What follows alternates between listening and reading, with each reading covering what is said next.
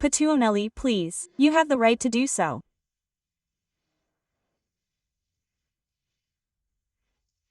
Yes, thank you, Mr. President. I apologize, Mr. President, government, Mr. Maloney, colleagues, I was distracted for a moment because I was reading.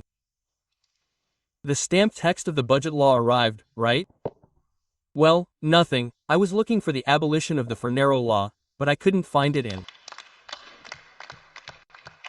I really like the word to mock. Since Minister Salvini said that if in a year's election campaign we hadn't abolished the Fornero law, our commitment is not a promise, it's a commitment. You are all authorized to mock me. I won't make a fart because then I'll spit on the microphone that maybe I'm not the only one using, but then, I was also looking for the minimum pension of €1,000 which I don't have either, I don't know if it exists. I have reached Article 118 and also the abolition of excise duties. The abolition of excise duties.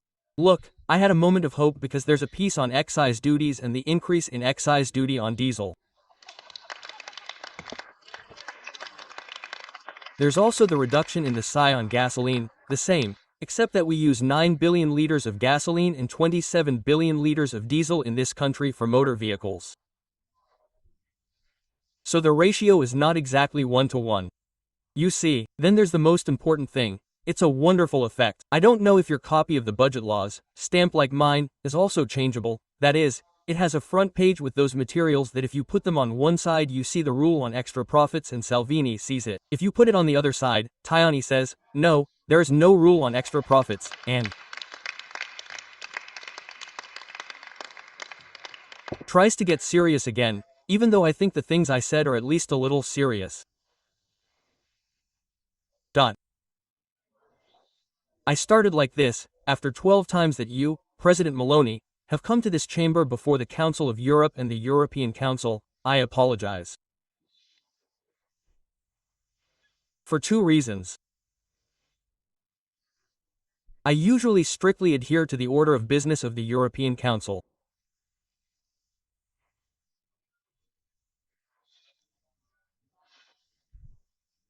I started like this because you started by talking about the budget law in some way, about the great satisfaction of the results on the rating, on the reduction in the deficit GDP ratio on stability, also thanks to a budget law that puts the country's accounts in order and keeps them in order.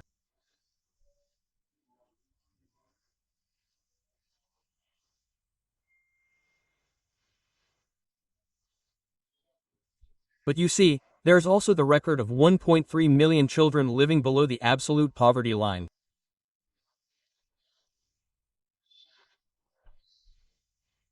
There is also a purchasing power that has lost 9.1 real points compared to 2021. There is also a record tax burden that does not depend on the fact that we have so many employed people. It depends on the fact that taxes in this country have increased due to fiscal drag, that is, the fiscal drain. So are there any positive data? Yes. Employment, yes. But it is like a patient who has a blood test. All the tests are wrong except for the blood sugar level, goes to the doctor, brings him only the blood sugar result and the doctor tells him, you are fine, and instead he is dying.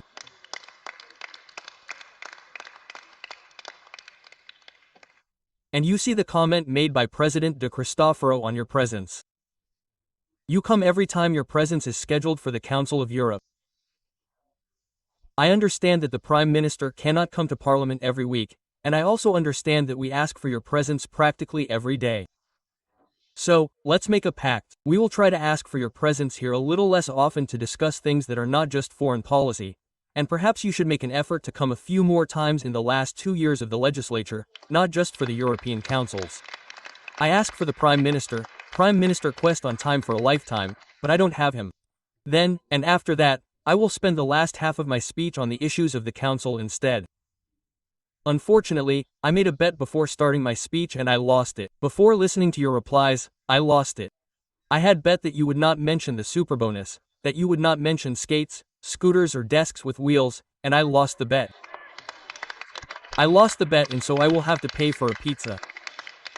Also because in fact, in 3 years his speeches, especially on the terms of the European Council, have remained more or less the same. You see, Mr. President. In the chamber there is controversy, the tone gets heated, Things are said perhaps to make a reel or to have a headline. Sometimes, however, one should also have a minimum of decency. Do you really think that a minister of the Republic buys school desks? Do you really think that? That government invested in furniture for schools during the COVID period. School principals took whatever they wanted. Period. This is why I do not believe that Valdi Terra buys pens for schools. I do not believe that he buys pens for schools.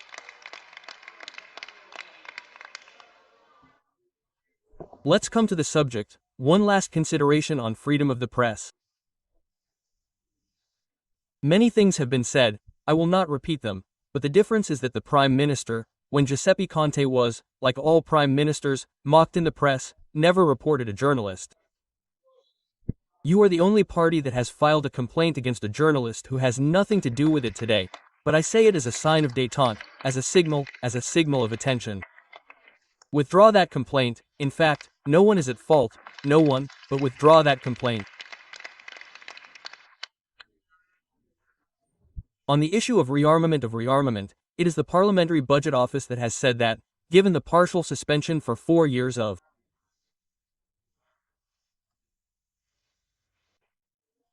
defense spending, in terms of their contribution to debt and therefore to the debt to GDP and deficit to GDP ratio, and therefore the separation of that spending is for 4 years, but the commitment is for a 10-year period. The effects afterwards could be devastating on the stability of public finances. We are not the ones saying this, and you also said, we must commit ourselves to continuing this separation, but today we have made a 10-year commitment, but we only have the possibility of separating those expenses from our budget for 4 years. This is a fact. So, to say that perhaps some attention should be paid to this, I would say that it is not entirely wrong. The rush to exit the infringement procedure was made exclusively because this was the only way to separate the defense expenses, because if we had remained in infringement proceedings that possibility would not have existed.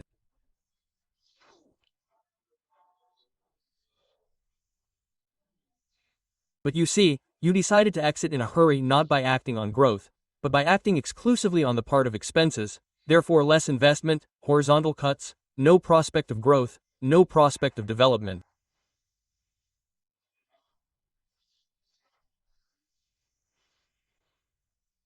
I come to the issue of competitiveness, and here I would leave ideology aside. Green ideology, green follies have nothing to do with it. Ideology doesn't interest me at all. I think that in the end the electron will win the battle between the electron and the molecule. Why is that? Because from an energy point of view, technically the electron wins over the molecule because the molecule must be transformed to create electrons. Instead, electrons are already electrons. So the electron will win. Now, either we adapt to this situation and support it, or we will suffer it, as we have done many times in this country. But the real issue on the subject of competitiveness, Mr. President, is that what do we want to do? What do we want to do to support the productive activities of this country, our businesses, our industry? And on this issue, you have also shown in this budget law that you have no idea, you really have no idea. You spoke about the waste of previous governments, in particular the Conte government. I believe that the 27 billion for Transition 4.0, which was an innovative measure, worked well and supported the country's growth more than those 27 billion invested. The issue of immigration has already been discussed. Everything has already been said about the centers in Albania. You spoke about the government's determination, innovative ideas, and the results that are coming. The results are the data on migrants in the 3-year period 17, 18, 19, 140,000 arrivals, 20, 21, 22, 150,000 arrivals, 23, 24, 25,000 arrivals. These are the data of your determination, of the great results that are coming. After that, regarding the center in Albania, I wouldn't call it innovative ideas, I would call it what Fantozzi called the battleship Pochinchi. It's a different thing. Or perhaps financial damage. I'll close, Mr. President, I'll ask you for a few more seconds. Today the government turns 3. Well, you celebrated with a very emotional video, which for some was moving. You quoted Saint Francis regarding his speech at the United Nations. Difficult battles are reserved only for those with exemplary courage. I believe the time has come to show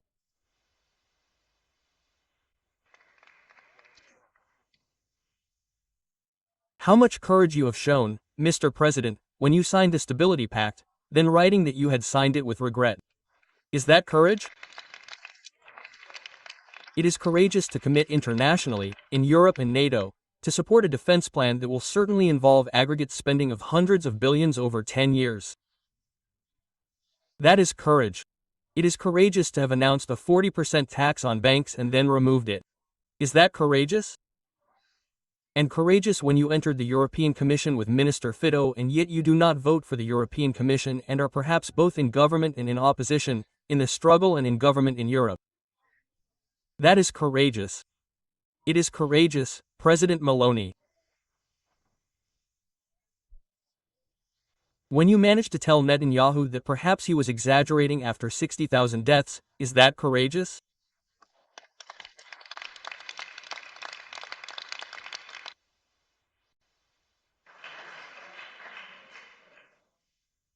And I ask the House, is it courageous to maintain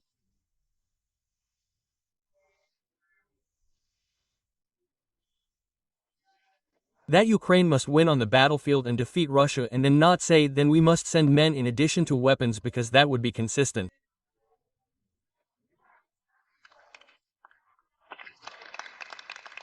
That is not courageous. This is not a government of courage. This is inertia, it is fear and the preservation of power. Your power is a power used to change nothing. Having courage means trying to change things. And with you it's not changing, it's slowly rolling the lines. Thanks, yeah.